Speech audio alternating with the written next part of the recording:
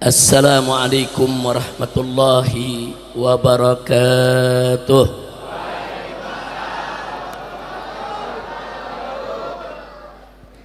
Bismillah walhamdulillah wala hawla wala quwwata illa billah. Ashhadu an la ilaha illallah wahdahu la syarika lah wa ashhadu anna sayyidana Muhammadan abduhu wa rasuluh la nabiyya ba'dah. Allahumma salli wa sallim wa barik ala sayyidina wa habibina wa syafi'ina wa maulana nabiyyina Muhammadin wa ala alihi at-tahirin at-tayyibin wa ashabihi al-ghurril mayamin wa man tabi'ahum bi ihsanin ila yaumiddin. Amma ba'd. Siyadatul habaib asy-syurafa wa sa'adatul ulama'il fudala wa jami'il hadirin wal hadirat al ahibba'il a'izza rahimakumullah. Fi hadhihi al munasabati as-sa'idah wa bimithli hadha al ijtima'il mubarak fi hadha al makan asy-syarif la ansa an usiyakum jami'an wa nafsi bitaqwallah wa bita'ati rasulillahi sallallahu alaihi wasallam. فنسأل الله سبحانه وتعالى أن يهدينا إلى صراطه المستقيم ويجعلنا من المتقين ويدخلنا جنته جنة النعيم بحق سيد المرسلين والحمد لله رب العالمين. تقبل الله منا ومنكم فتقبل يا كريم. Kita sampaikan penghormatan kita semua dan ucapan terima kasih kepada segenap panitia penyelenggara yang telah bekerja keras untuk mensukseskan acara ini, baik dari pengurus masjid yang kita cintai ini, Masjid Ad-Diya Guru Sya'ban yang kita cintai, maupun unsur-unsur pemuda lainnya. Dan begitu juga para dermawan, donatur, dan semua pihak yang telah ikut membantu kelancaran acara ini. Kita doakan semoga mereka semua mendapatkan ganjaran berlipat ganda dari Allah Subhanahu wa ta'ala. Amin ya rabbal alamin. Dan salam penghormatan ini tentunya kita sampaikan kepada segenap para habaib, para kiai, para tuan-tuan guru yang sangat kita cintai. Wabil khusus teristimewa guru kita semua, orang tua kita semua, Syekhunal Walid Al-Muhtaram Al-Mukarram Kiai Haji Maulana Kamal Yusuf hafidhahullah ta'ala wa ra'ah, famatanallahu bituli hayati wa nafa'ana bi ulumi fid dini wad dunya wal akhirah. Amin ya rabbal alamin. Kita doakan agar semua guru-guru kita yang hadir di tempat kita ini, saya tidak sebutkan satu persatu nama-nama beliau, tapi sama sekali tidak mengurangi penghormatan kita, cinta kita kepada mereka. Kita doakan semoga semua guru-guru kita yang hadir pada malam hari ini bersama kita di tempat ini panjang umur dalam taat dan ibadah, dalam sehat walafiat, diberikan kemenangan dalam setiap langkah perjuangan dakwahnya, bahagia dari dunia hingga akhirat. Amin ya rabbal alamin. Dan akhirnya secara istimewa salam penghormatan ini saya sampaikan kepada seluruh kaum bapak, kaum ibu, para pemuda, para pemudi, kaum muslimin dan muslimat, hadirin wa hadirat rahimakumullah. Sebagaimana sama kita maklumi, kita kumpul pada malam hari ini dalam rangka untuk memperingati hari lahirnya Nabi kita yang tercinta Sayyiduna Muhammad sallallahu alaihi wa alihi wa sahbihi wasallam. Saudara, memperingati Nabi seperti ini memang di zaman Nabi kita tidak pernah ada, di zaman para sahabat pun juga tidak ada, di zaman tabi'in dan tabi'it tabi'in pun tidak ketemu. Tapi bukan berarti memperingati maulid Nabi itu sesuatu yang dilarang. Saudara, banyak sekali sekarang ini apa yang dilakukan oleh umat Islam, saudara, yang di zaman Nabi nggak pernah ada. Madrasah diniyah zaman Nabi nggak ada, madrasah ibtidaiyah, tsanawiyah, aliyah, universitas Islam zaman Nabi ada gak? Nggak ada, saudara. Nah, pesantren zaman Nabi ada? Nggak ada, saudara. Nah, jadi apa yang tidak ada di zaman Nabi jangan langsung kita tuduh, oh ini nggak boleh, ini haram, ini bid'ah muharramah, ini dolal, ini sesat, ini musyrik, ini masuk neraka. Tunggu dulu, saudara. Jadi memang memperingati maulid Nabi seperti ini tidak pernah ada. Tapi dalil yang kita diminta oleh Allah, bahkan diperintahkan untuk senantiasa berbahagia dengan wujud Nabi kita Muhammad sallallahu alaihi wasallam, ada dalam Al-Quran. Allah menyatakan, faqala ta'ala qul bifadlillahi wa rahmatihi fabidzalika fal yafrahu. Allah yang berfirman dalam Al-Quran. Apa Allah nyatakan, saudara? Untuk kita ini semua, saudara, bifadlillahi wa rahmatihi, hendaknya kita semua ini dengan karunia Allah dan rahmatnya, fabidzalika, dengan yang demikian itu, falyafrahu, berbahagialah kamu semua. Allah perintahkan kita untuk selalu berbahagia dengan fadlullah wa rahmatih, dengan fadlillah, dengan karunia Allah dan rahmatnya. Nah, sekarang kalau bicara soal rahmatnya, Allah nyatakan dalam ayat yang lain, saudara, tentang siapa kita punya Nabi alaihi salatu wassalam. Beliau nyatakan, faqala ta'ala wa ma arsalnaka illa rahmatan lil alamin, tidaklah kami utus engkau ya Muhammad melainkan sebagai rahmat untuk semesta alam. Nabi dinyatakan oleh Allah sebagai rahmat untuk semesta alam, bukan sembarang rahmat itu, saudara.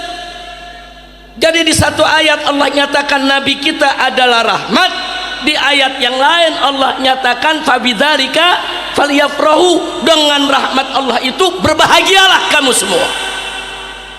Jadi wajib kita berbahagia dengan keberadaan Nabi kita, dengan diutusnya Nabi kita, dengan lahirnya Nabi kita, saudara, dengan keberadaan beliau sebagai penutup para nabi. Alhamdulillah. Karena itu kita umat Islam akan selalu berbahagia dengan wujud Nabi, dengan zat Nabi, saudara, dengan segala apa saja yang dibawa oleh Nabi, saudara, termasuk kita berbahagia di hari kelahirannya. Alhamdulillah. Kemudian kita buka hadis sahih, saudara. Di dalam hadis sahih diceritakan, sekarang khusus tentang peringatan maulid Nabi ini, hari lahirnya, saudara. Kalau tadi umum mas, berbahagialah kita dengan Nabi, karena Nabi adalah rahmat Allah yang kita diperintahkan untuk berbahagia. Nah, sekarang hadis Nabi ditanya, su'ila, saudara, an saumil itsnain. Nabi ditanya oleh para sahabat, kenapa setiap hari Senin beliau puasa? Ditanya, hadis sahih, bukan hadis dhaif, saudara. Ditanya Nabi, ya Rasulullah, kenapa lima tasumu yaumal itsnain, kenapa kau berpuasa di hari Senin? Setiap hari Senin kau puasa. Singkat jawaban Nabi, fihi wulidtu. Nabi menjawab, di hari Senin itulah wulidtu, aku dilahirkan. Ajib. Saya ulangi, saudara. Nabi ditanya, kenapa kau puasa hari Senin? Nabi jawab, itu hari aku dilahirkan. Sekali lagi, Nabi ditanya, kenapa Anda puasa setiap hari Senin? Nabi menjawab, karena hari Senin, hari itulah hari kelahiranku. Nabi nggak jawab yang lain, saudara. Nabi jawab, jawabannya itu hari lahirku, aku dilahirkan di hari itu. Artinya apa, saudara? Dengan kejadian ini, dengan puasanya Nabi di setiap hari Senin, dengan jawaban beliau kenapa beliau puasa setiap Senin, karena hari Senin adalah hari kelahirannya, di situ ada makna yang tersirat, saudara. Yang tersurat, ya, Nabi puasa hari Senin. Kenapa Nabi puasa hari Senin? Karena itu adalah hari lahirnya Nabi. Tersurat, saudara. Tapi yang tersirat di sana berarti Nabi memperingati hari kelahirannya, bukan lagi setahun sekali. Tiap hari Senin dia peringati. Cara memperingati Nabi dengan berpuasa. Nah, di sini saudara, dari yang tersirat berarti, saudara, kalau Nabi memperingati hari lahir dirinya, maka kita umatnya boleh untuk memperingati hari lahir beliau, saudara. Kalau Nabi memperingatinya dengan puasa, puasa adalah nau'un min awail ibadah. Puasa itu adalah ibadah, petunjuk buat kita. Silakan peringati hari kelahiran Nabi, tapi dengan syarat harus dalam bentuk yang tidak langgar syariat. Itu namanya dalil yang tersirat. Dalil dalam Islam ini, saudara, ada mantuk, ada mafhum. Mantuk yang tersurat, mafhum yang tersirat. Allah mengatakan dalam Al-Quran, wala taqul lahuma uffin, jangan kau katakan kepada kedua orang tuamu uff, ah. Yang tersurat, jangan ngomong ah sama orang tua. Tapi yang tersirat, ngomong ah aja nggak boleh, apalagi mukul, apalagi nendang, apalagi nganiaya, apalagi ngusir. Kira-kira jelas gak? Jadi mau cari dalil di Quran, jangan mukul orang tua, nggak ketemu, nggak ada, saudara. Jangan nendang orang tua, nggak ada dalilnya dalam Al-Quran secara mantuk, saudara. Jadi kalau nggak ada, berarti boleh dong nendang orang tua. Nggak begitu cara memahami Islam. Ada dalil yang mantuk, ada dalil yang mafhum. Dalil yang mantuk, dalil yang terucap atau teredaksi, saudara, atau tersurat. Dalil yang mafhum adalah dalil yang dipahami, saudara, di balik yang tersurat. Itulah yang dimaksud dengan makna tersirat. Jadi kalau Allah melarang kita mengucapkan ah kepada orang tua, itu mantuknya, itu yang tersurat. Tapi di balik itu ada yang tersirat. Apa yang tersirat? Kalau ngucapin ah saja tidak boleh, apalagi membentak, apalagi mukul, apalagi nendang, saudara, apalagi nyekek, apalagi ngusir, apalagi kurang ngajar kepada orang tua. Kira-kira jelas tidak? Nah, kira-kira soal dalil paham kan? Jadi dalil ini jangan kaku. Jadi kalau kita tanya, ini peringatan Maulid zaman Nabi kan nggak ada. Ya kalau nyari dalil yang tersurat nggak ketemu. Memang nggak ada, saudara. Bukan Maulid aja nggak ada, muke ente zaman Nabi nggak ada. Ayo saya mau tanya nih, muke ente semua zaman Nabi ada gak? Ada gak? Berarti muke ente semua bid'ah dong. Muke lu bid'ah. Paham? Ya udah paham, segitu aja ngajinya. Udah capek, udah malam. Udah terus lanjut. Paham? Jadi dalil ada yang tersurat, ada yang tersirat. Dalil yang tersurat, Nabi dan sahabat memperingati Maulid model kita begini nggak ada. Tapi yang tersirat ada.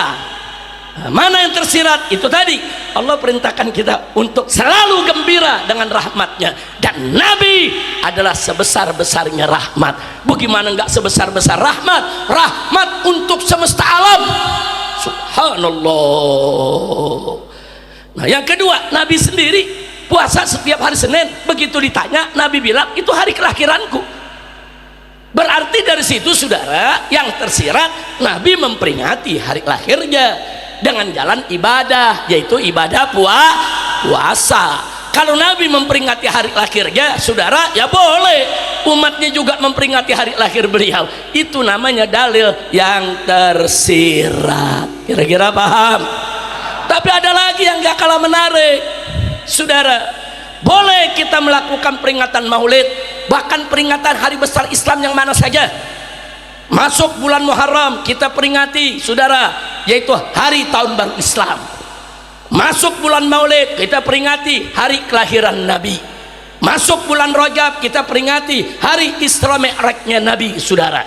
Masuk bulan Ramadan kita peringati hari nuzulul Quran saudara. Silakan, dengan syarat jangan langgar syariat. Nah, seperti kemarin nih kita lihat ada rekamannya viral kemana-mana. Ada yang memperingati maulid saudara, pakai joget-joget, undang sinden, paha kemana-mana, joget di atas panggung. Gila tidak? Edan tidak? Itu kalau begitu memperingati maulidnya halal atau haram? Halal atau haram? Jadi haram saudara.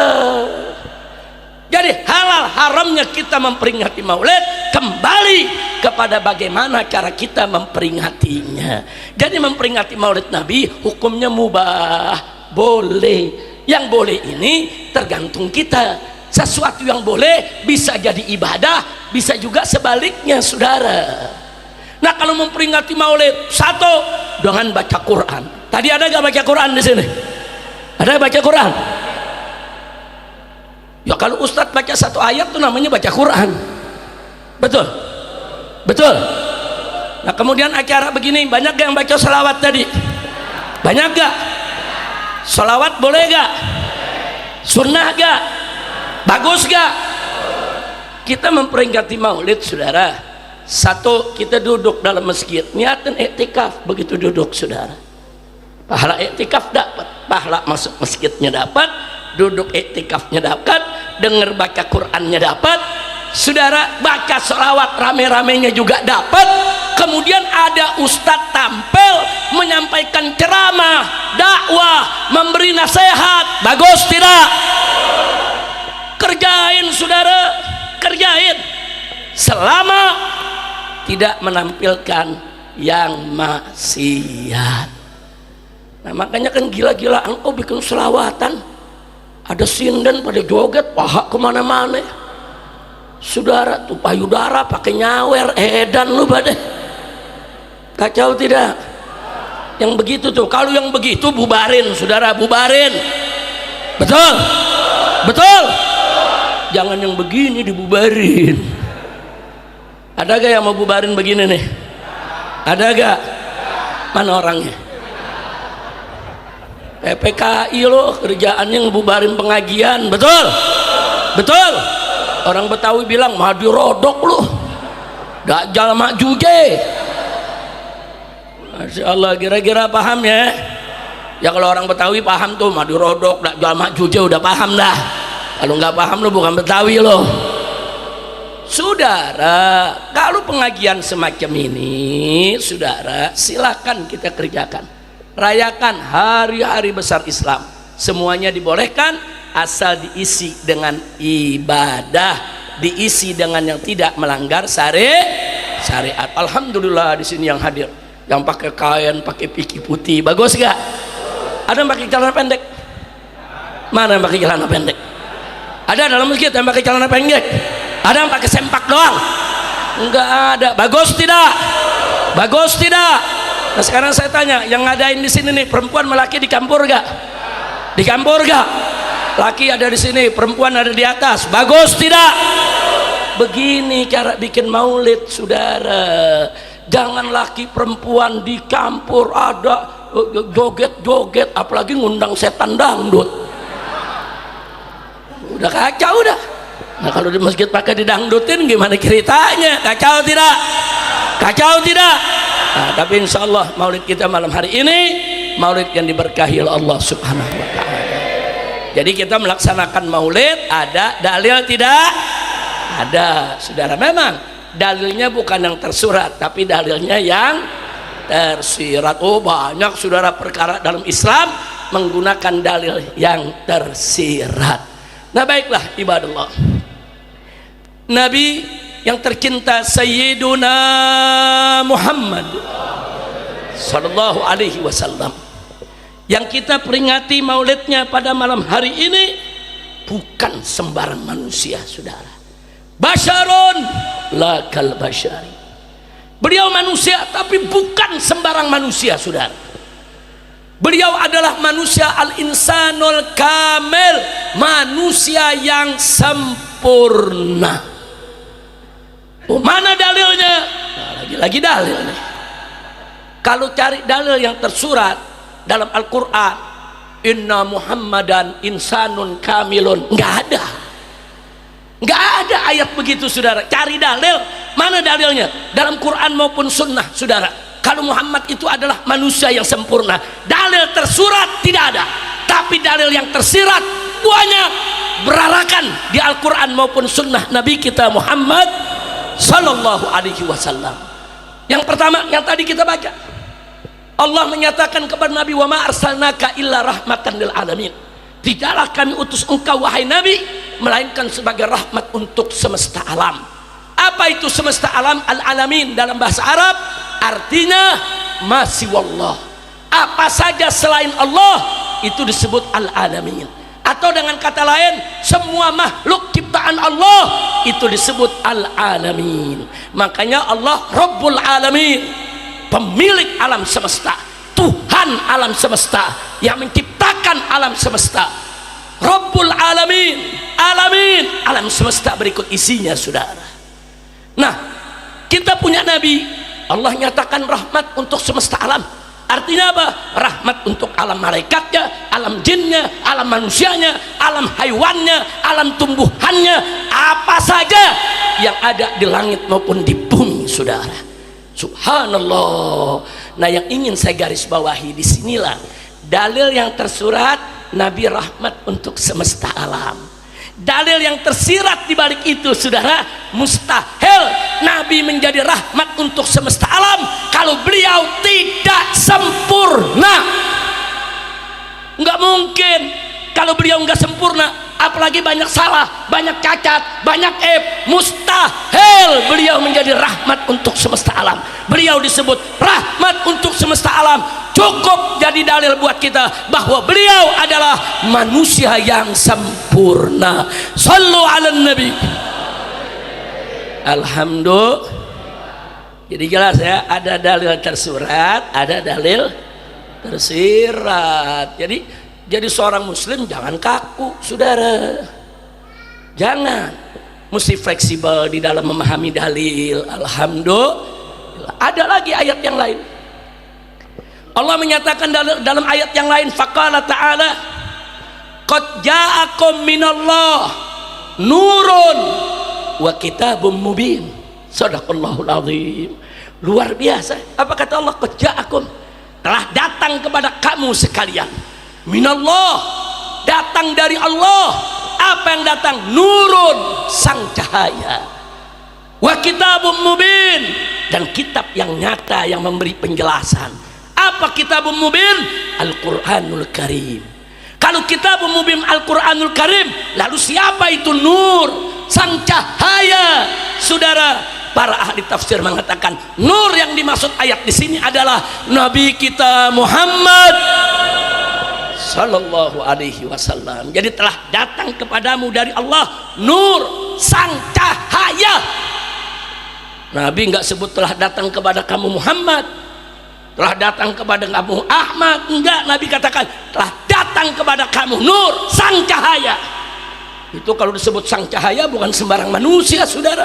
Ini yang nyebutnya Allah, yang berikan gelarnya adalah Allah. Allah yang maha tahu, Allah yang maha mulia saudara. Nah, kalau Allah sudah nyebut nabinya nur, sang cahaya, itu yang tersurat, sang cahaya. Yang tersirat itu cukup menunjukkan bagi kita kalau Nabi tidak sempurna, kalau Nabi banyak kesalahan, kalau Nabi banyak kekurangan, mustahil Nabi disebut dengan bangga oleh Allah dalam Al-Quran nur, sang cahaya. Sallu ala nabi. Kira-kira jelas tidak? Alhamdulillah. Nggak sampai di situ, saudara. Allah kasih Nabi sertifikat ilahi, bukan sertifikat UGM, bukan. Lu kayak paham aja lu. Bukan sertifikat dari Australia atau Singapura, bukan. Udah sertifikat dari manusia, palsu lagi. Kacau, kacau, kacau. Lu paham? Lu jangan sebut nama. Lu tahu? Tahu? Tahu? Jangan sebut nama. Tapi yang sebut barusan emang benar. Insya Allah. Saya sebut sertifikat ilahiyah, saudara. Syahadatun ilahiyah. Satu kesaksian ilahi yang diberikan oleh Allah dalam Al-Quran tentang kesempurnaan akhlak Nabi, saudara. Wallahu subhanahu wa ta'ala qala fi akhlaqi nabiyhi sayyidina Muhammad sallallahu alaihi wasallam wa innaka la'ala khuluqin azim. Sadaqallahul azim. Sesungguhnya engkau ya Muhammad, engkau hai Rasulullah, la'ala khuluqin azim, betul-betul berada di atas akhlak yang azim. Kau memiliki akhlak yang azim. Allah enggak mengatakan akhlak yang hasan. Allah enggak mengatakan akhlak yang thayyib. Allah katakan akhlak yang azim. Kalau sudah dikatakan azim, pasti hasan, pasti thayyib, pasti bagus, pasti indah. Azim, agung. Yang tersurat akhlak Nabi agung. Yang tersirat, kalau Nabi banyak salah, Nabi ada aib, ada cacat, ada celah, punya dosa, saudara, mustahil Allah memberikan sertifikat ilahi yang menyatakan, menyaksikan bahwa akhlak beliau azim. Sallu ala Nabi. Nah, itu juga dalil. Yang tersurat akhlak yang azim, yang tersirat nggak mungkin azim dong kalau nggak sempurna. Jadi ayat-ayat yang kita bawakan tadi itu semua menjadi dalil, saudara, betapa sempurnanya kepribadian Nabi kita Sayyiduna Muhammad sallallahu alaihi wasallam. Wah, kalau kita mau kupas, ini baru 3 ayat, saudara. Masih banyak ayat-ayat Quran lainnya, saudara, yang menceritakan tentang kesempurnaan kita punya Nabi. Makanya hati-hati, ini sengaja saya bawakan khususnya buat anak-anak muda, khususnya buat Gen Z, saudara. Yang belakangan ini, Gen Z ini punya guru, saudara. Kadang-kadang dia nggak mau guru Mekiai, dia bergurunya sama Syekh Google, sama Syekh AI, sama Syekh Grok, sama Syekh Cat GPT. Luar biasa Syekh-Syekhnya, saudara. Kalau Syekh model begini, kita nih udah nggak laku. Nah, maka itu kalau banyak Gen Z yang belajar dengan teknologi tersebut, kita perlu ingatkan, hati-hati. Apalagi kalau setiap harinya Gen Z kita mainnya di medsos, saudara, hati-hati. Apalagi sekarang, saudara, banyak orang-orang yang mestinya jadi panutan ngomongnya suka asal ngecap. Ada anggota dewan, saudara, tokoh besar di partai. Apa dia bilang? Rekamannya tersebar. Maksudnya membela pimpinan dia, bahwa pimpinan dia itu tidak sempurna. Wajarlah pimpinan kami ini punya salah, memang bukan manusia sempurna. Cuman lanjutannya nggak enak. Apa dia bilang? Nggak ada manusia yang sempurna. Nabi Muhammad sendiri juga nggak sempurna. Kurang ajar. Kurang ajar gak? Kurang ajar gak? Lu mau bela pimpinan, lu bela. Lu mau bela pimpinan lu dengan mengatakan pimpinan gak sempurna, silakan. Tapi terus jangan ngawur dong. Dia bilang Nabi gak sempurna, pale lu bawa menyan. Lu belajar di mana lu? Betul. Saya mau ingatkan kepada para pemimpin bangsa, mau itu eksekutif, yudikatif, legislatif, yang gak ngerti agama jangan sok bicara agama, titik. Betul. Ada lagi jenderal ngomong, Tuhan kan bukan orang Arab. Nah, maksud lu bukan orang Arab apa? Orang Betawi. orang Jawa, orang Sunda, orang Cina, orang India. Emang gila lo? Emang Tuhan bukan orang, betul? Saya mau tanya, Tuhan orang bukan? Orang bukan? Gua pengen beset aja tuh mulut. Yang ngomong begini jenderal, tahu lo? Jenderal Baliho, tahu lo? Lu jangan sebut nama, jangan. Udah kita tahu sama tahu aja. Enak aja ngomong saudara. Ntar agama dihina, ntar Quran dihina, ntar Nabi dihina saudara. Inna lillahi wa inna ilaihi raji'un. Nah karena itu untuk Gen Z hati-hati. Kalau mau lihat pernyataan, jangan semua itu kan pejabat yang ngomong. Kata pejabat tinggi, Nabi aja nggak sempurna. Nah kalau Gen Z yang nggak punya ilmu agama, oh iya ya, betul juga. Nggak ada manusia yang sempurna, termasuk kita punya Nabi. Kufrun saudara. Kalau coba-coba mengatakan Nabi kita kekurangan, apalagi punya dosa. Na'udzubillah min dzalik. Maka itu saudara, pernyataan-pernyataan begitu tidak boleh ada. Jadi sekali lagi kita ingatkan kepada semua pejabat di level mana saja, udah urusan agama serahin aja sama ulama, betul? Betul? Biar ulama-ulama yang istiqomah, yang punya ilmu, yang bicara agama, memang mereka yang berhak bicara agama, betul?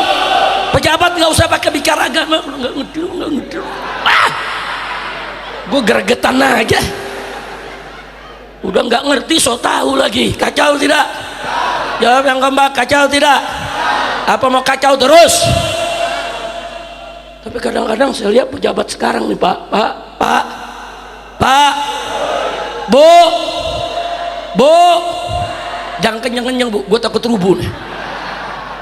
Bukan, teriakannya kenceng banget, sampai tiang goyang.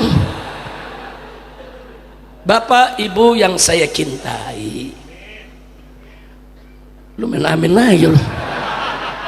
Gue nggak bohong, emang gue cintain. Kalau doa amin, ya kalau gue bilang gue cintain lu amin, lu nggak percaya sama gue lu. Lanjut. Nggak, jangan kata urusan agama. Kadang-kadang pejabat kita ngomongnya ngawur. Ibu-ibu teriak-teriak, demo, protes saudara, cabai mahal. Dijawabnya pejabat, ya kalau mahal nanam aja sendiri. Kacau tidak? Enak banget tuh jawaban. Kalau jawabnya begitu nggak usah jadi pejabat, betul? Enak itu jawab. Bapak-bapak juga protes. Kata bapak-bapak, listrik mahal. Apa kata pejabat? Ya kalau mahal lu jangan masang listrik. Ya berarti kita disuruh pakai lilin lagi sama lampu semprong. Yang paling kesian tukang ojek saudara. Tukang ojek udah bayar aplikatornya mahal sampai 20%. Betul? Udah gitu tambah bensinnya mahal lagi. Saudara teriak, bensin mahal, turunin harga bensin, kami mau cari nafkah. Apa kata pejabat? Ya kalau mahal lu jangan beli. Nah terus kalau mengangkut penumpang pakai apa? Pakai air kencing. Astagfirullahaladzim. Saya mau tanya, pejabat model gitu ngawur gak? Sering banget, bukan satu dua yang model begitu, banyak. Ada lagi pejabat saudara, udah puluhan tahun jadi menteri saudara, heran gak mati-mati sampai sekarang. Ya bukan, udah jenderal tua saudara. Ada nih masyarakat protes pajak saudara, pajak mahal saudara, protes sama pemerintah. Apa dijawab? Rakyat, apa jasamu kepada negara? Kalau tidak punya jasa nggak usah protes. Kalau protes sono keluar dari Indonesia. Kacau tidak? Ada di sini yang protes pajak? Ada. Lu keluar dari Indonesia. Enak aja tuh ngomong. Jadi pejabat tuh jangan begitu ngomongnya. Betul. Kok enak pakai ngusir lagi? Siapa bilang ini rakyat nggak punya jasa? Tunggu dulu saudara. Jujur saya mau tanya nih semua di sini saudara, Kita kalau belanja baju, belanja sepatu, belanja piki, kena pajak gak? Kena pajak gak? Beli bensin ada pajak ya gak? Bayar listrik ada pajak ya gak? Ibu-ibu beli jilbab kena pajak gak?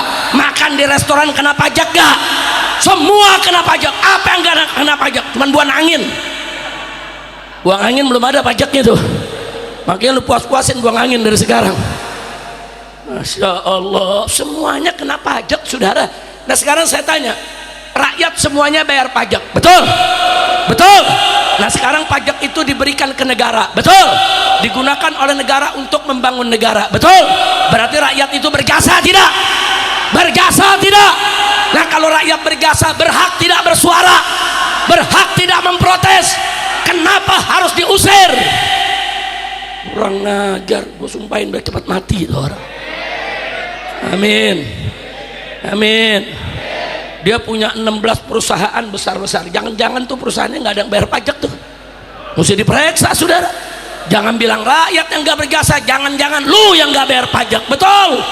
Takbir. Shallu ala nabi. Udah kacau, udah kacau, udah kacau. Negeri mau jadi apain ya? Ada yang bilang, Habib, ya kita mesti berjuang, Beb. Presiden mesti dinasehatin. Udah. Hampir air ludah gua kering. Dari setahun yang lalu kita udah kasih tahu, saudara. Bukan dibisik-bisikin lagi, udah kasih tahu, saudara.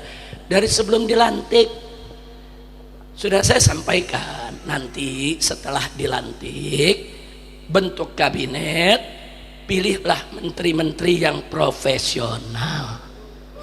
Nah, kalau perlu kementerian-kementerian itu berlakukan meritokrasi. Meritokrasi itu dipilih berdasarkan karir dia.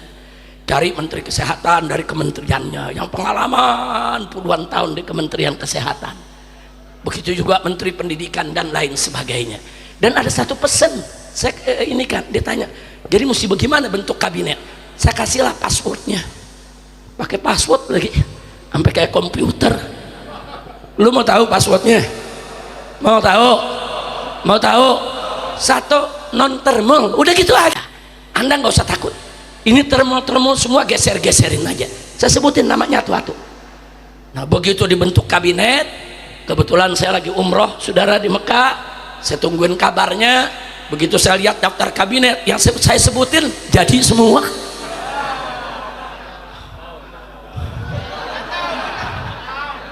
Sabar. Mesti yang kita sebut semuanya jadi. Mending kalau 1-2 yang jadi. Semua jadi. Dia salah denger kali ya. Saya bilang ini jangan, dia pikir ini kali ini yang kita rekomendasiin, saudara. Jadi semua. Kacau tidak? Kacau tidak? Nah sekarang udah setahun, terbukti, saudara. Nah, semua mereka yang diangkat sekarang bikin pusing kepala presiden. Kesian presiden kita, saudara. Nah, sekarang minta saran lagi. Saran saya tetap sama, yang termul berhentiin, ganti dengan orang-orang yang bagus. Setuju tidak? Setuju tidak? Takbir. Saudara, kemarin ada keluhan. Bapak Presiden kita dengan tegas mengatakan, saya akan lawan semua koruptor, saya akan lawan semua mafia, saya akan lawan semua oligarki, saya tidak takut diancam, jangan coba-coba ancam saya. Itu yang tersurat tuh. Yang tersurat tuh. Yang tersurat apa? Jangan ancam saya. Yang tersirat ada yang ngancam. Yang tersirat ada yang ngancam. Kalau nggak ada yang ngancam, presiden nggak ngomong begitu, saudara. Nah sekarang saya tanya, presiden mau lawan mafia, lawan oligarki, lawan koruptor, bagus tidak? Jujur, bagus tidak? Bagus tidak? Dukung tidak? Nah sekarang mafianya ngancam, oligarkinya ngancam, saudara. Saya tanya semua, kalau ada koruptor, ada mafia, ada oligarki mengancam presiden, yang melawan mereka siap bela presiden, siap ganyang koruptor, siap ganyang oligarki, siap hancurkan mafia. Takbir. Angkat tangan semua ke atas, angkat tangan, takbir. Takbir. Shallu ala nabi. Presiden gak usah takut, saudara. Yang ngancam gak usah pakai ngomong, jangan ancam saya, lu tangkep aja. Betul, betul. Siapa yang ngancam? Tangkep, masukin bui. Setuju gak? Setuju gak? Gak usah khawatir. Kalau presiden serius, betul-betul mau lawan koruptor, lawan mafia, lawan oligarki busuk, saudara, saya berani jamin, saudara, bahwa para habaib, para ulama dan umat Islam siap berada pada barisan terdepan. Kalau mereka mengancam presiden, kita sekat mereka semua, saudara. Takbir. Shallu ala nabi. Siap lawan koruptor, siap lawan mafia, siap lawan oligarki. Takbir. Shallu ala nabi. Nah, saya tunggu, saudara, mudah-mudahan presiden serius. Amin, amin. Nah, kemarin presiden juga udah mulai ngancam soal BUMN, semua rugi, saudara. Nah, beliau ngancam, pokoknya saya akan kirim KPK, saya akan kirim itu kejaksaan, periksa semua BUMN, kenapa ini semua rugi. Nah, memang resikonya mafia, koruptor, oligarki akan bersatu, saudara. Dia bisa ganyang ekonomi kita, saudara. Dia bisa umpetin semua kebutuhan masyarakat, biar masyarakat susah, diadu domba kita besok dengan presiden, saudara. Maka itu umat Islam wajib bersatu. Mafia, oligarki busuk, koruptor wajib untuk kita lawan. Betul. Takbir. Jadi kepada para koruptor, para oligarki busuk, begitu juga para mafia, udahlah, jangan ngancam-ngancam presiden, jangan ganggu Indonesia. Hati-hati, ntar kalau masyarakat marah kalian dinepalkan. Betul, betul. Hati-hati kalau masyarakat udah marah. Oh, tentara, polisi nggak ada apa-apanya, saudara, kecil. Kalau masyarakat udah marah, hati-hati. Betul, betul. Nah, jangan bikin masyarakat marah, saudara. Lu jangan betul-betul aja kayaknya udah mau marah aja lo. Masya Allah. Nah, mudah-mudahan lah, insya Allah Bapak Presiden kita diberikan taufik dan hidayah, punya keberanian untuk lawan mafia, berani lawan koruptor, berani lawan oligarki, dan siap untuk bergandeng tangan dengan semua rakyat. Betul. Takbir. Shallu ala nabi. Saudara, kenapa pajak mahal? Karena kas negaranya kosong. Kenapa kas negaranya kosong? Karena BUMN-nya, perusahaan negara, bangkrut. Nah, kenapa BUMN-nya bangkrut? Karena banyak koruptor, saudara. Nah, itu udah nggak bisa dibantah, memang banyak koruptor. Saya kan udah berkali-kali di atas mimbar saya berikan perumpamaan contoh. Dulu zaman Pak Harto, saudara, bukan korupsi nggak ada, bukan. Tanya orang-orang tua kita, ada korupsi, cuman korupsinya di kolong meja. Kenapa di kolong meja? Masih ada rasa malu. Masuk reformasi 98, kita pikir bakal lebih bagus, jadi repot nasi.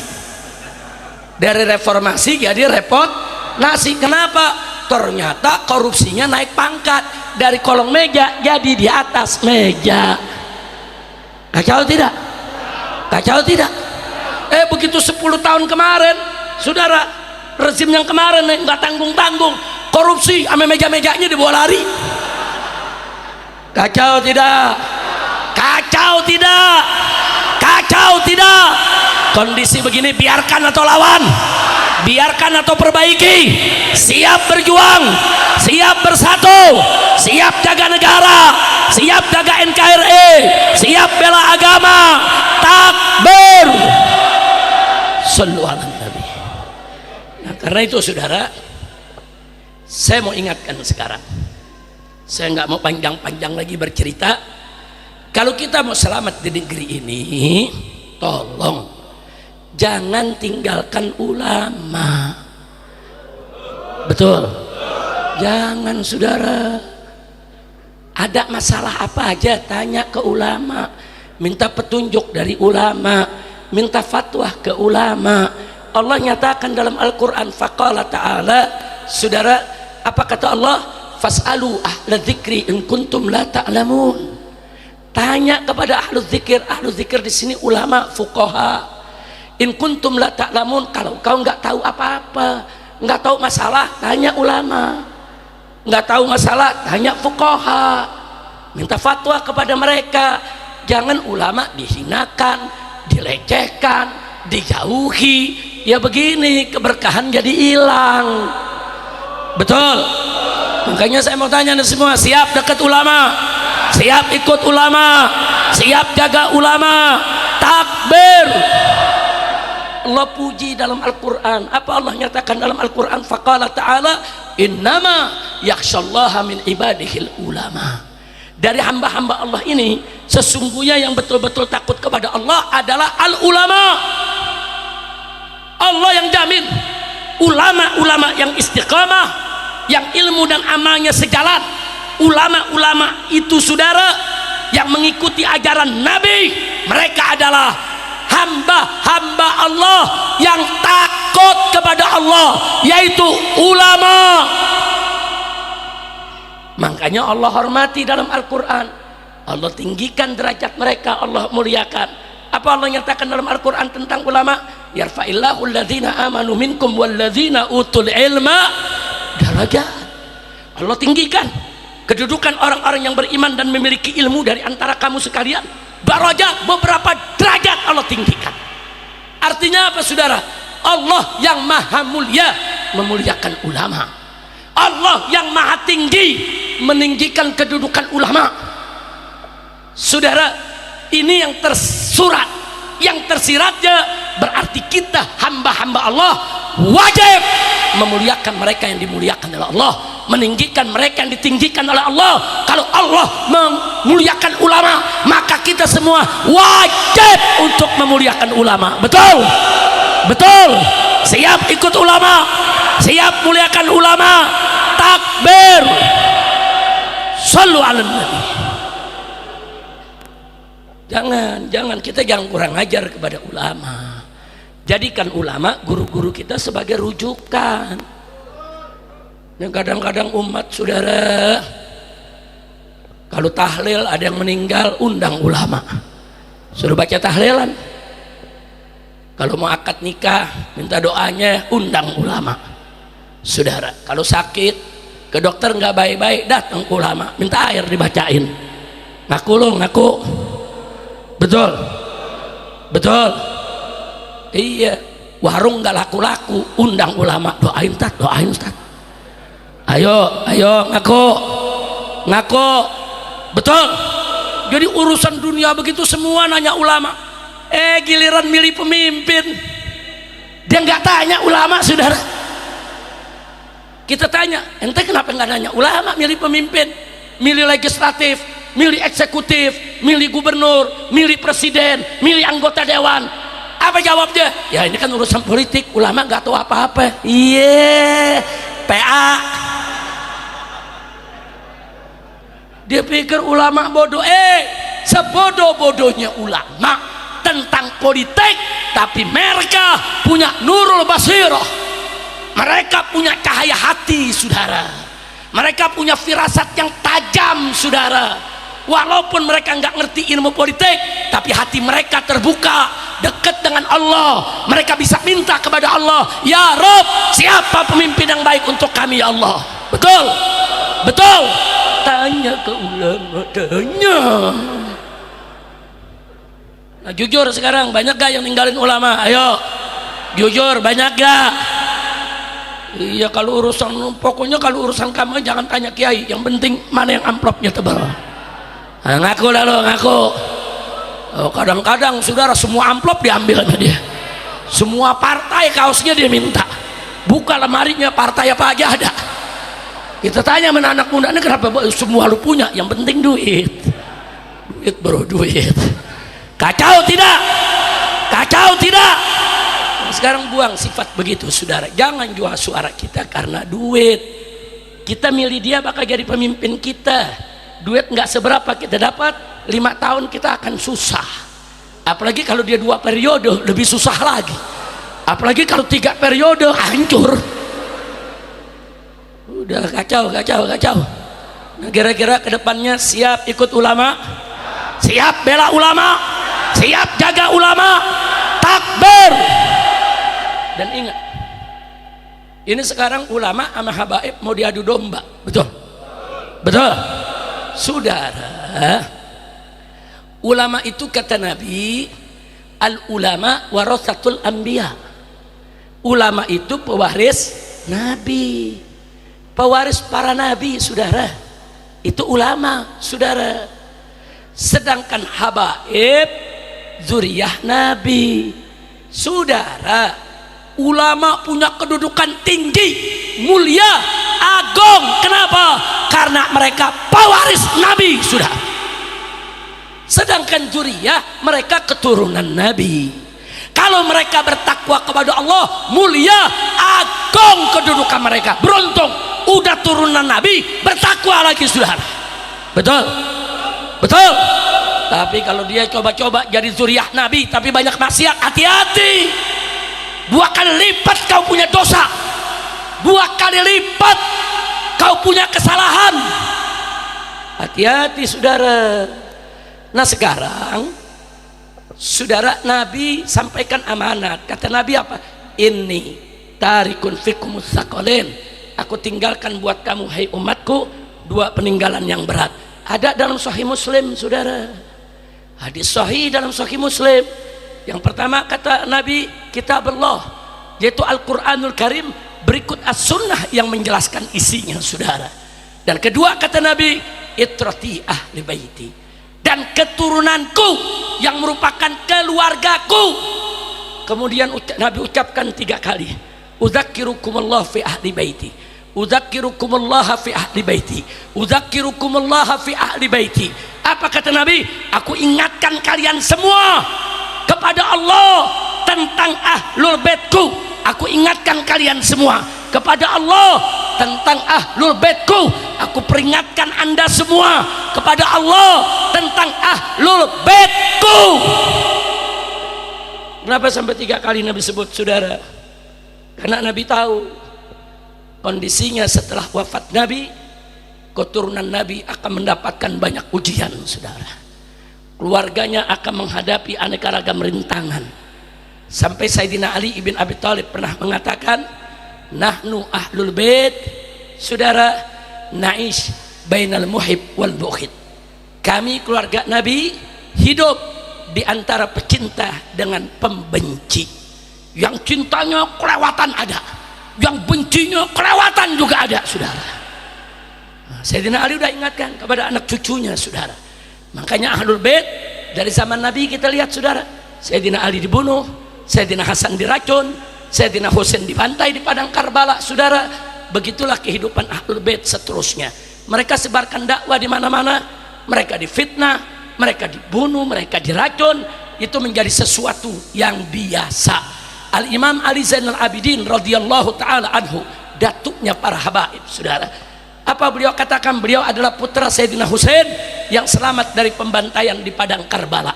Beliau katakan, al-qatlu lana adah wal karamatu indallahi syahadah. Al-qatlu lana adah, kami ahlul bait dibunuh itu biasa ada, sudah biasa. Wal karamatu indallahi syahadah, tapi yang jelas kemuliaan di sisi Allah adalah syahadah, mati syahid. Artinya beliau berpesan kepada seluruh keluarga Nabi dan keturunannya, pembunuhan untuk ahlul bait Nabi biasa, tapi jangan lupa mati syahid adalah kemuliaan di sisi Allah. Nah, karena itu, saudara, nggak usah kaget, saudara. Kalau sekarang habaib dihina-hina, dicaci maki, saudara, kemudian diserang, dihantam, nggak usah kaget. Memang hidup ahlul bait dari dulu sampai sekarang begitu kok, saudara. Nah, cuman sekarang ada hal yang lebih memprihatinkan. Kalau ahlul baitnya dicaci maki, nggak ada urusan, saudara, nggak ada urusan. Yang cinta banyak, yang benci ada, biarin aja. Cuman yang memprihatinkan adalah ketika ulama dan habaib diadu domba. Betul? Bahaya tidak? Bahaya tidak? Sayyidina Abu Bakar Siddiq radhiyallahu taala anhu dalam Sahihul Bukhari berpesan, apa kata beliau? Urqubu Muhammadan fi ahli baiti. Jagalah kehormatan nabimu di dalam menghormati keluarganya. Makanya dulu Khulafa Rasyidin semuanya cinta betul kepada Nabi dan semua keluarga Nabi. Begitu juga ulama Ahlus Sunnah wal Jamaah dari dulu sampai hari ini cinta betul kepada Nabi, sahabat Nabi dan keluarga Nabi, saudara. Alhamdulillah. Bagus tidak? Bagus tidak? Nah, sekarang ada orang ngaku-ngaku sebagai saudara Ahlus Sunnah tapi benci Nabi. Dari mana datangnya benci keluarga Nabi? Saudara, kalau ada orang ngaku Ahlus Sunnah benci sahabat Nabi, itu bukan Ahlus Sunnah, ahlul fitnah. Ada orang ngaku Ahlus Sunnah tapi benci keluarga Nabi, itu bukan Ahlus Sunnah, itu ahlul fitnah. Ahlus Sunnah wal Jamaah cinta Nabi, cinta sahabat Nabi, cinta keluarga Nabi. Betul? Takbir. Nah begitu sekarang yang ingin saya sampaikan, yuk jangan mau kita diadu domba, saudara. Ulama junjung di atas kepala kita, saudara. Datangi, ambil ilmunya, cium tangannya, minta barokahnya, minta doanya, minta petunjuknya. Ahlul bait, saudara, itu keturunan Nabi, wajib kita cintai dan kita hormati. Apalagi kalau mereka soleh, mereka alim, mereka menjalankan amanat nabinya. Wajib. Dua golongan ini, saudara, kalau diadu domba, umat akan hancur, saudara. Selama ini dua pilar dakwah di dunia, khususnya di Indonesia, saudara, adalah satu ulama, dua zuriyah Nabi, saudara. Mereka bergandeng tangan, berjuang bersama, membela agama, bangsa, negara. Dan musuh-musuh tahu kalau menghancurin umat Islam, hancurin ini dua, saudara. Hancurin ulamanya, hancurin habaibnya. Kalau dua ini udah hancur, umat akan mudah dihancurkan, saudara. Nah sekarang saya mau tanya semua, mau dihancurkan tidak? Mau dihancurkan tidak? Nah sekarang saya mau tanya, ini di depan kita nih duduk ada habaib, ada kiai, ada ustadz, ada tuan guru, campur semua duduk sama-sama. Senang tidak? Bahagia tidak? Habaib dengan ulama berdampingan, bagus tidak? Senang tidak? Dukung tidak? Siap ikut habaib, siap ikut ulama, siap jaga agama, siap bela negara. Takbir. Angkat tangan semuanya, takbir. Sallu ala nabi. Alhamdulillah. Nah baiklah ya ikhwan, kembali yang saya sampaikan tadi, saudara, bahwa Nabi kita adalah manusia yang sempurna, dan Nabi kita adalah bapak revolusi akhlak dunia, saudara. Dulu saat beliau dilahirkan, seluruh dunia dalam keadaan jahiliyah, bukan Arab aja, semua, seluruh dunia jahiliyah. Nabi diutus untuk menyempurnakan kemuliaan akhlak. Makanya beliau katakan, innama bu'itsu liutammima makarimal akhlak. Aku ini diutus untuk menyempurnakan kemuliaan akhlak. Saudara, kita kembali bertanya, kenapa Indonesia kok akhir-akhir ini kok makin ruwet, makin kacau, makin rusuh? Kenapa? Karena kita, saudara, meninggalkan revolusi akhlak. Mestinya revolusi akhlak yang sudah dicanangkan oleh Nabi dari semasa beliau hidup harus selalu kita gelorakan sampai akhir hayat kita, saudara. Revolusi kita punya akhlak, saudara. Yang kemarin belum sholat, yuk besok kita sholat. Jangan ditinggalkan sholat. Yang kemarin sudah sholat, yuk kita lebih rapihkan sholat kita. Yang kemarin sholat wajibnya sudah rapi, yuk kita tambah dengan sholat sunnahnya. Itu namanya revolusi akhlak. Mulai dari diri kita, kemudian istri kita, anak kita, tetangga kita, saudara. Kalau bukan kita yang melakukan revolusi akhlak, siapa lagi?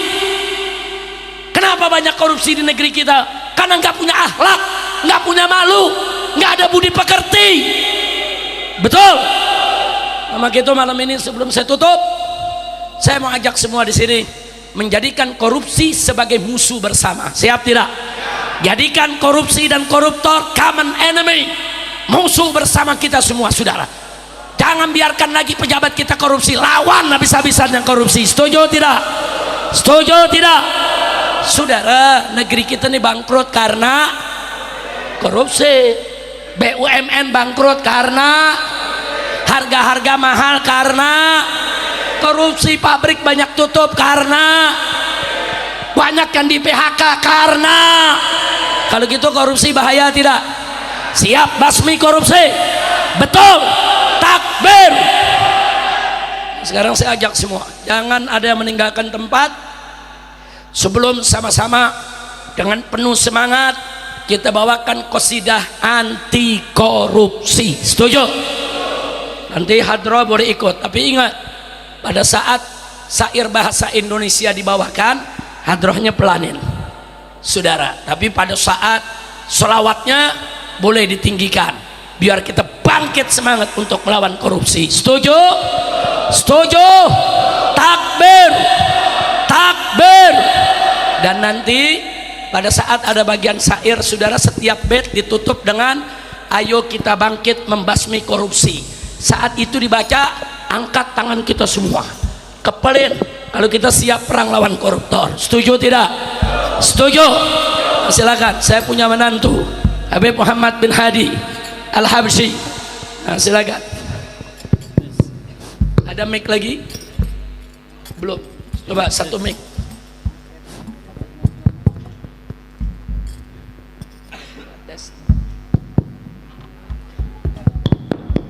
Tes. Ya, silakan semuanya. Sholli wa sallim daiman ala hamada. Semua sholli wa sallim daiman ala hamada wal ali wal ashabi man qad wahada wal ali wal ahwabi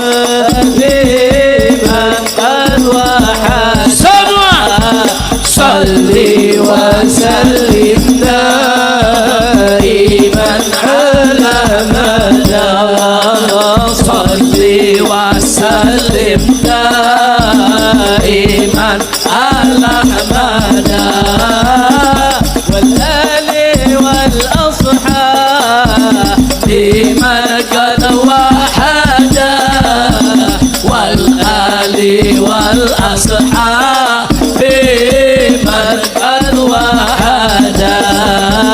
Islam agama yang bersih lagi suci, umatnya dilarang berbuat mencuri, apalagi korupsi, lebih jahat lagi. Semua angkat tangan, ayo kita bangkit membasmi korupsi. Salli wa sallim daiman ala mada salli wa sallim daiman ala mada wal ali wal ashabi man qad wahada wal ali wal ashabi man qad wahada. Bagaimana Indonesia diberkahi kalau pejabatnya banyak yang korupsi, memberantasnya pun hanya pilih-pilih. Angkat tangan, ayo kita bangkit membasmi korupsi. Salli wa sallim daiman ala mada salli wa sallim daiman ala mada wal ali wal ashabi man qad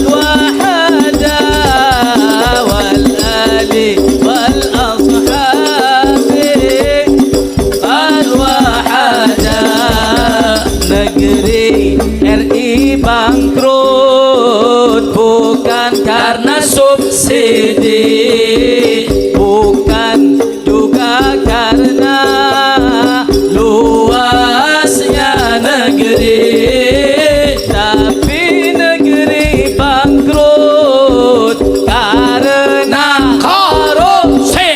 semua Ayo kita bangkit membasmi korupsi. salli wa sallim Semua salawat, sallu ala nabi, sallu. salli wa sallim daiman ala ahmada wal ali wal ashab biman qad wahada wal ali wal ashab biman qad wahada. Rakyat banyak melarat akibat korupsi, sekolah jadi mahal akibat korupsi, rumah sakit antri akibat Korupsi. Semua ayo kita bangkit membasmi korupsi. salli wa sallim daiman ala ahmada salli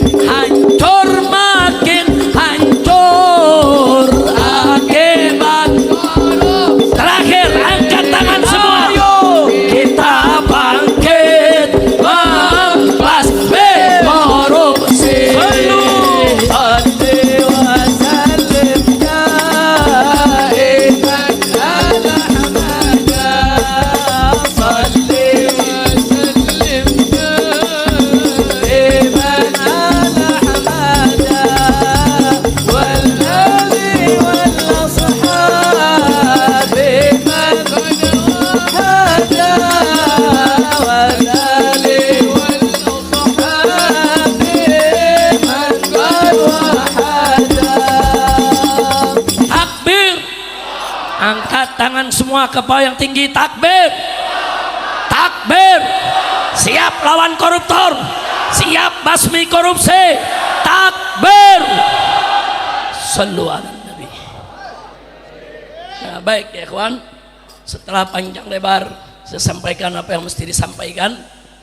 Sebelum saya akhiri, sebelum nanti ditutup oleh guru kita, orang tua kita, saudara ayahanda tercinta Kiai Haji Maulana Kamal Yusuf hafizahullah ta'ala wara'ah. Nah tadi ketika saya datang saudara, saya dihadiahkan sal, itu sal sebagai support buat kita semua agar selalu membela Palestina. Betul? Betul? Saudara, kemarin beberapa waktu yang lalu isi pidato Bapak Presiden kita di Perserikatan Bangsa-Bangsa secara umum sangat bagus, sangat hebat, sangat luar biasa.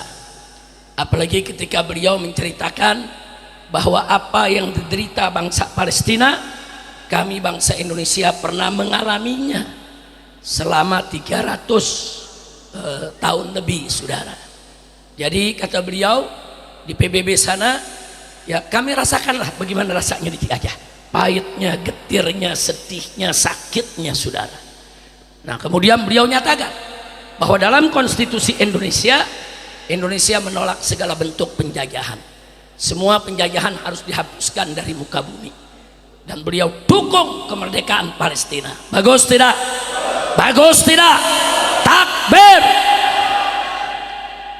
Hanya saja di bagian akhir daripada ceramah beliau kelihatannya ada kutipan. Ini kutipan mungkin titipan dari para pembisik saudara.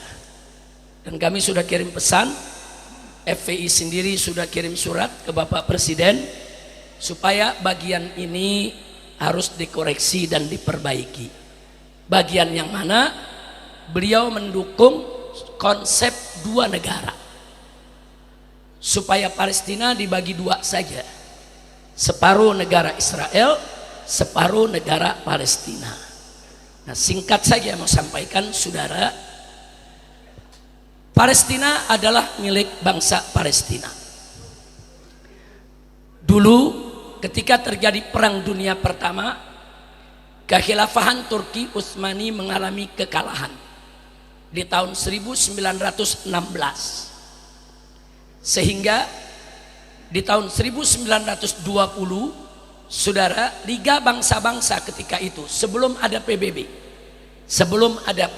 saudara, mengamanatkan kepada Inggris untuk mengurus Palestina. Nah di situ Inggris melakukan kecurangan yang luar biasa. Dia mengundang seluruh bangsa Yahudi dari seluruh dunia agar rame-rame datang ke Palestina saudara. Datanglah Yahudi dari Rusia, Yahudi dari Amerika, Yahudi dari Polandia, Yahudi dari Jerman, dari Inggris, dari Prancis, dari Swedia, Austria dan lain sebagainya. Nah begitu mereka sudah kumpul di tahun 1924 saudara, terjadi kudeta di Turki, kekhilafahan tumbang dengan pengkhianatan seorang jenderal yang bernama Mustafa Kemal Atatürk. Akhirnya khilafah Turki Islami saudara, yang tadinya menguasai dunia Islam,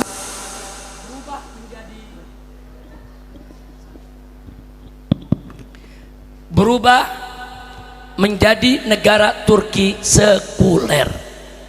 Saking sekulernya, tidak boleh perempuan berjilbab menjadi pegawai negeri, tidak boleh jadi dosen, tidak boleh jadi guru.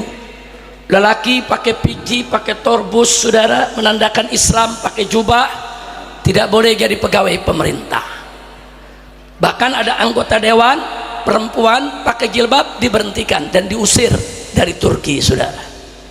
Bahkan gak sampai di situ, ketika zaman Atatürk ini, azan-azan di Turki dirubah, tidak boleh pakai bahasa Arab tapi harus pakai bahasa Turki.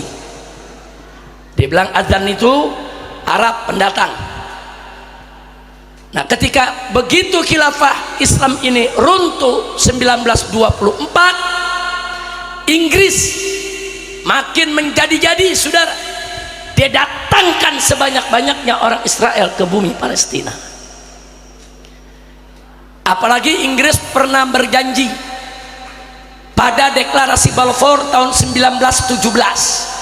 Jadi 1916 Palestina diambil oleh Inggris. 1917 Inggris menjanjikan bahwa bangsa Yahudi di dunia harus punya negara. 1920 dia suruh datang itu semua orang Yahudi ke Palestina, saudara. Nah, kemudian 1924 kekhilafahan tumbang. Singkat cerita, 1945 PBB dibentuk, Perserikatan Bangsa-Bangsa. Inggris dan Amerika beserta sekutunya memanfaatkan PBB untuk mendirikan negara Israel. Lahirlah resolusi nomor 181 tahun 1947, di mana PBB menyatakan bumi Palestina harus dibagi menjadi two state, dua negara. Setahun berikutnya 1948, Inggris, Amerika, Prancis dan sekutunya bersama-sama hadir di bumi Palestina mendirikan negara baru Israel, saudara. Jadi Israel itu baru jadi negara 1948. Di bumi Palestina dia deklarasikan, saudara. Negara-negara Arab marah. Tapi sayang ketika itu negara-negara Arab lemah karena baru merdeka dari penjajahan. Tumbangnya kekhilafahan, seluruh Timur Tengah dijajah oleh Barat, saudara. Nah, beberapa negara mulai merdeka, baru ngurus negara merdeka, tiba-tiba berdiri negara Israel di bumi Palestina. Negara-negara Arab saat itu bersatu dengan segala kelemahan, perang melawan Israel dan dibantu oleh seluruh negara Eropa dan Amerika. Dikerubutin, hasilnya negara Israel tetap berdiri, saudara. Bahkan dengan bantuan Amerika, Inggris dan Perancis, Israel memperluas wilayah. Selatan Lebanon diambil, selatan Syria diambil, sebelah barat Yordania diambil, bahkan sebelah timur daripada Mesir juga diambil oleh Israel, saudara. Jadilah negara Israel. Sejak saat itu 1948 seluruh bumi Palestina dijajah Israel, Amerika, Inggris, Prancis dan sekutu-sekutunya sampai hari ini, saudara. 77 tahun. Nah, sekarang, dulu seluruh negara Arab sepakat tolak konsep dua negara. Tapi sekarang sebagian negara Arab, saudara, sudah menjadi konconya Amerika, sudah menjadi agennya Amerika, sehingga negara-negara Arab sekarang bergeser rame-rame mendukung resolusi 181 PBB tahun 47, konsep two state, dua negara, bumi Palestina harus dibagi dua. Saya nggak peduli dengan negara-negara Arab yang pengecut, saudara. Saya sebagai bangsa Indonesia, saya bangga selama ini, saudara. Dari zaman Bung Karno masuk ke zaman Pak Harto, saudara, B.J. Habibie, Gus Dur, Megawati, SBY, saudara, bahkan sampai Jokowi sekalipun ijazahnya diragukan. Selama 10 tahun tidak setuju konsep dua negara, saudara. Nah, kenapa kok tiba-tiba sekarang Indonesia setuju konsep dua negara? Ada apa? Nah, karena itu kami sudah tulis surat, kami kirim ke Bapak Presiden, kami tolak, kami sebutkan sejarahnya dari tahun ke tahun, saudara. Anda silakan buka IBTV. Seminggu yang lalu saya ceramah, yaitu di Cikarang. Saya cerita panjang lebar selama 2 jam bagaimana itu sejarah berdirinya Israel dan kenapa kita menolak. Silakan Anda dengarkan lagi, saudara. Nah, jadi sekarang sebelum saya tutup, saudara, saya cuma mau ingatkan, Israel itu rampok masuk bumi Palestina. Palestina sedang berjuang untuk merebut buminya yang dirampok. Lah kok disuruh damai sama perampok? Saya mau tanya di sini, kalau kita punya rumah, didatengin perampok, ini perampok mau bunuh kita, mau perkosa istri kita, mau bantai anak kita, kita lawan tidak? Lawan tidak? Kita lawan. Lurah datang, lurah bilang jangan ribut, damai aja, rumahnya bagi dua. Ayo saya tanya, kacau gak? Kacau gak? Tuh lurah begitu kacau tidak? Kacau tidak? Udah gitu lurah nambahin, kalau perampoknya mau damai ya, maka kami minta pemilik rumah jangan ganggu si perampok. Iya, nah kacau tidak begini? Nah begitu perumpamaannya, lu paham nggak? Paham nggak? Israel, Amerika, Inggris, Perancis rampok, betul? Ya, rampok, jodoh suruh keluar saudara. Bukan Palestina disuruh damai dengan perampok, bukan Palestina disuruh menghormati perampok. Kira-kira jelas gak? Paham? Perlu diulangin contohnya. Ada rampok, ada apa? Masuk ke rumah kita, paham? Dia mau ambil harta kita, kurang ajar gak? Dia mau bunuh kita, kurang ajar gak? Dia mau ganggu istri kita, kurang ajar gak? Dia mau bantai anak kita, kurang ajar gak? Diamin atau lawan? Diamin atau lawan? Itu lawan. Camat datang, kata Pak Camat, udah dong jangan berisik, udah jangan ribut, damai aja, damai. Yang punya rumah tanya, damainya bagaimana? Ya udah bagi dua, tengah ke depan buat rampok, tengah belakang buat ente. Kacau tidak? Kacau tidak? Terus kita bilang sama Pak Camat, ya nggak bisa begitu Pak Camat, dia ganggu kita nih. Udah tenang, kalau nggak mau diganggu sama dia, maka jangan ganggu dia, jangan ganggu, biarin dia tenang, jadi dia nggak ganggu ente. Kacau gak? Kacau gak?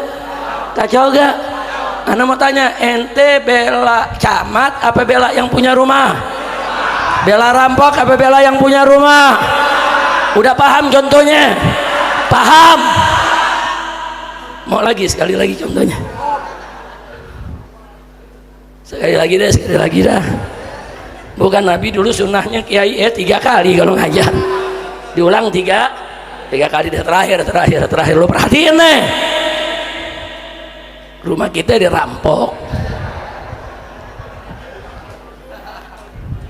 Ini rampok mau harampas harta kita, jahat gak? Mau ganggu istri kita, jahat gak? Mau ganggu anak kita, jahat gak? Biarkan atau lawan? Siap lawan perampok, betul? Presiden datang, lain kan contohnya tadi kan lurah sama camat, sekarang siapa? Presiden datang nih. Presiden kata presiden mau punya rumah, udah lu nggak usah bikin ribut di sini, udah damai aja sama perampok. Kenapa sih?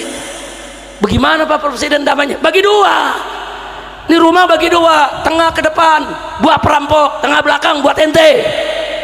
Ya tapi gimana, dia udah ganggu kita. Makanya kalau nggak mau diganggu, jangan ganggu perampok, jangan ganggu. Ayo sekarang saya mau tanya, mau bela presiden apa yang punya rumah? Bela rampok apa yang punya rumah? Jadi damai jangan sama perampok, siap usir perampok, betul? Takbir. Jadi kalau begitu saya mau tanya, Palestina saudara bagi 2 negara atau cukup 1 negara? Jawab yang kompak, bagi 2 atau 1 negara? Bagi 2 atau 1 negara? Takbir. Takbir. Baik, sebagai penutup